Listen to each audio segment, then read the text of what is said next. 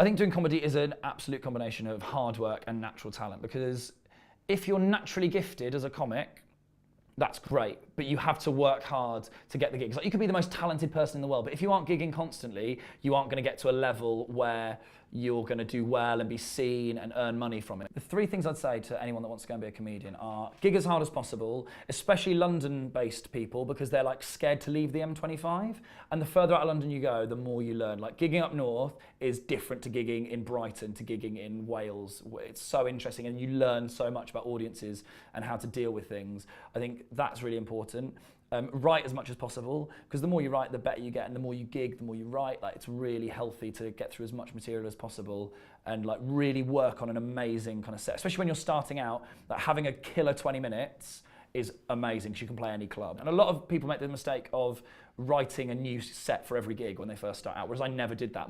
I was always very much, okay, that bit worked a bit, like how can I make that better? That didn't work at all, get rid of that. Okay, there's a slightly new bit, how can I link it in? And sort of working on a set, and when things work, like sticking to them and like making sure they were molded properly rather than dropping them as soon as I could.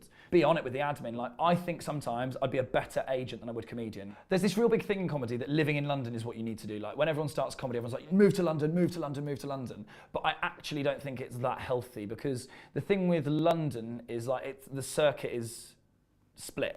But when you start out in London, you just can very easily get stuck on the open mic circuit where you're just doing 5 minutes. I started with people that are still doing open mic gigs because they're stuck in that little world. And all the London clubs like won't really take you on unless you're doing paid work, like the paid London clubs.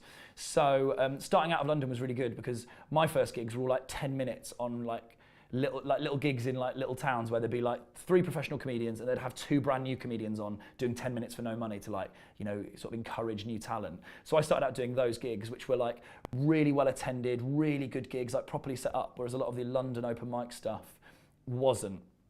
And I then sort of slowly started to break into London. I kind of skipped out the whole open mic thing because I was doing those gigs and like progressed in those gigs, then came to the London gigs once I'd done the outside ones. So they'd take me on to do 10 minutes so I could prove myself.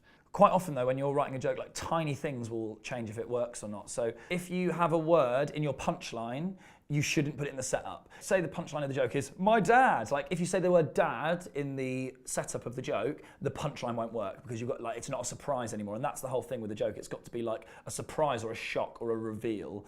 So that kind of helps, like when you're writing, to go, okay, this is a funny idea, but how do I make it like a pullback and reveal, or how do I make it a shock to the audience? Because that's what makes people laugh.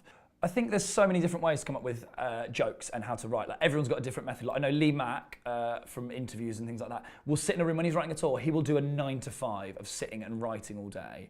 Whereas I'm very like lazy, maybe the word, but I can't do that. I just don't have the attention span. So I'm very much like, I'll be doing something and I'll go, oh, that's quite good. Like I'll see something, I'll be doing something, I'll go, oh, that's quite a good idea. And I'll just put a note in my phone.